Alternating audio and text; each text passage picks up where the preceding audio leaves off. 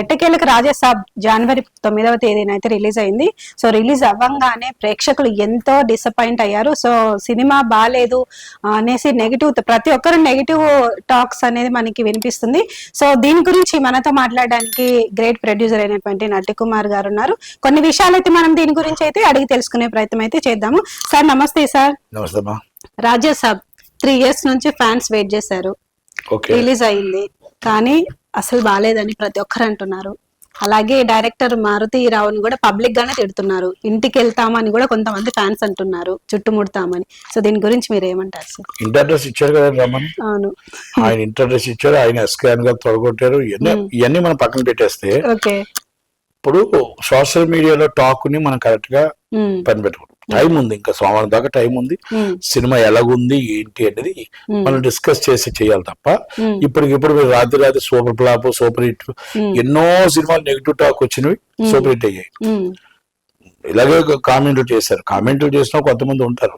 దాన్ని మనం కాదు, సినిమా అయితే కొంచెం మన ప్రభాస్ గారికి తగ్గట్టు సినిమా చేయలేకపోయాడు, ఫెయిల్ అయ్యాడు డైరెక్టర్ అనేది మాత్రం వాస్తవం. మనం ఆలోచించినప్పుడే చూడాలి.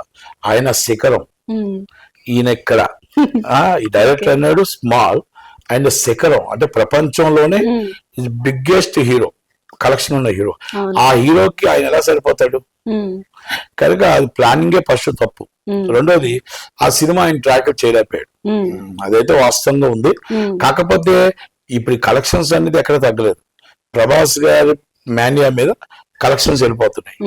కనుక టాక్ అనేది మనం సోషల్ మీడియాలో తీసుకున్న కోసం పెద్దగా మనం పట్టించుకోకూడదు. కానీ ఈ డిఫరెంట్ కొంతమంది ఉంటారు, వాళ్ళు ఇమ్మీడియట్లీ ఏదో చేసి సూపర్ ఫ్లాప్, సూపర్ ఏదో చెప్తూ ఉంటారు. సూపర్ హిట్ తీసుకోకూడదు, సూపర్ ఫ్లాప్ తీసుకోకూడదు. 3 days తర్వాత టాక్ వెళ్తుంది. ఉదయాన్నే సూపర్ హిట్ టాక్ వస్తుంది, మధ్యాహ్నం యావరేజ్ అంటారు, సాయంత్రం ఫ్లాప్ అంటారు. ఏ సినిమాని అంతే, బాగా ఫ్లాప్ అంటారు, మధ్యాహ్నం యావరేజ్ అంటారు, మళ్ళీ తర్వాత సూపర్ హిట్ అంటారు. ఇదంతా ఏంటంటే సోషల్ మీడియా సృష్టి.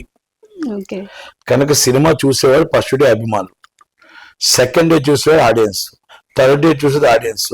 ఆడియన్స్ నుంచి ఒక అభిప్రాయం రావాలంటే మండే దాకా వెయిట్ చేయాలి. కనుక సినిమా మాత్రం కలెక్షన్స్ లో ఎక్కడ తగ్గలేదు. సినిమా బాగాలేదా బాగుందా లేనిది డైరెక్టర్ కూడా రాంగ్ డిసిషన్ అని చెప్పొచ్చు. అంతే తప్ప మన సినిమా కలెక్షన్ దగ్గర తగ్గలేదు. మా భాషలో సినిమా బాగుంది కాబట్టి, సినిమా కలెక్షన్ బాగుంటే బాగున్నట్టు, కలెక్షన్ బాగాలేకపోతే బాగలేనట్టు. అంటే జనాలకి నచ్చితేనే సినిమా చూస్తారు కదా, నచ్చకపోతే సినిమా చూడరు కదా. కనుక అందుకనే అభిమానులు ఎప్పుడు కూడా ఎవరు అట్టవద్దు. 100% డైరెక్ట్ కరెక్ట్ గా చేయలేకపోయారని ఒప్పుకుందాం. అంటే పెద్ద హీరో ఛాన్స్ ఇచ్చినప్పుడు, ఆపర్చునిటీ ఇచ్చినప్పుడు డైరెక్టర్ ఎందుకు ఇంత సరిగా తీయలేకపోయినారనేది ఇవ్వడమే తప్పు.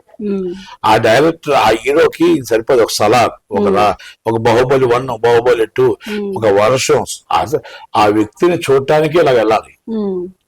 కనుక ఇక్కడ ఉన్న వ్యక్తి ఎలాగ ఉంటాడు. కనుక మనం అది ప్రభాస్ ముందే కథ వినింటారు కదా సార్, అంటే ప్రభాస్ ఎందుకు ఇంకా మనం అక్కడ డిస్కస్ చేయకూడదు. అయిపోయింది, సినిమా రిలీజ్ అయిపోయింది, జనాలు తీర్పిస్తున్నారు. తీర్పిచ్చేటప్పుడు సోషల్ మీడియా వచ్చింది నమ్మొద్దు. సినిమా అయితే కలెక్షన్స్ అయితే బాగున్నాయి కాబట్టి మరి రేపు రాబోయే సినిమా శంకరవర ప్రసాద్ వస్తుంది. శంకరవర ప్రసాద్ కూడా పెద్ద హిట్ అవ్వాలని కోరుకుందాం. అన్నిటికి జీవోలు వచ్చాయి. ఇలా కొన్ని కమ్యూనికేషన్, తెలంగాణలో కొన్ని కమ్యూనికేషన్ గ్యాప్ వల్ల జరిగింది. కనుక అది ప్రొడక్షన్ టీం తప్పు. ఇక ఏదైతే మీకు 1+ టీం ఉందో వాళ్ళు ముందుగా ప్లానింగ్ ప్రకారం అన్ని చేసుకున్నారు కాబట్టి మనం దానికోసం డిస్కస్ చేయడానికి లేదు. ఓకే, అంటే ఒక సినిమాకి ప్రీమియర్ షోకి పర్మిషన్ ఇవ్వడం, ఇంకొక సినిమాకి పర్మిషన్ ఇవ్వకపోవడం, మరి అంత పెద్ద హీరో రాజాసాబ్ ప్రభాస్ కి. సో ఇక్కడ ఏమన్నా వెనకాల ఎవరన్నా కారకులు ఉన్నారంటారా? ఇప్పుడు 11 గంటలకు రిజెక్ట్ చేశారు, 1 గంటకు మళ్ళీ పర్మిషన్ ఇచ్చారు.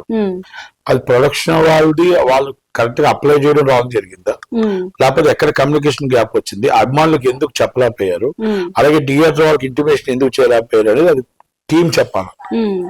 ఎస్కేఎన్ గారు కానీ డైరెక్టర్ గారు కానీ వాళ్ళు చెప్పాలి. అంతే తప్ప మనం ఎవరు చెప్పలేదు, మనకు తెలియదు కూడా, ఐడియా లేదు. వాళ్ళు ఎప్పుడు అప్లై చేశారు, ఎప్పుడు వచ్చింది పర్మిషన్, ఎప్పుడు రిజెక్ట్ చేశారు, ఇవి కూడా తెలియదు మనకేమి.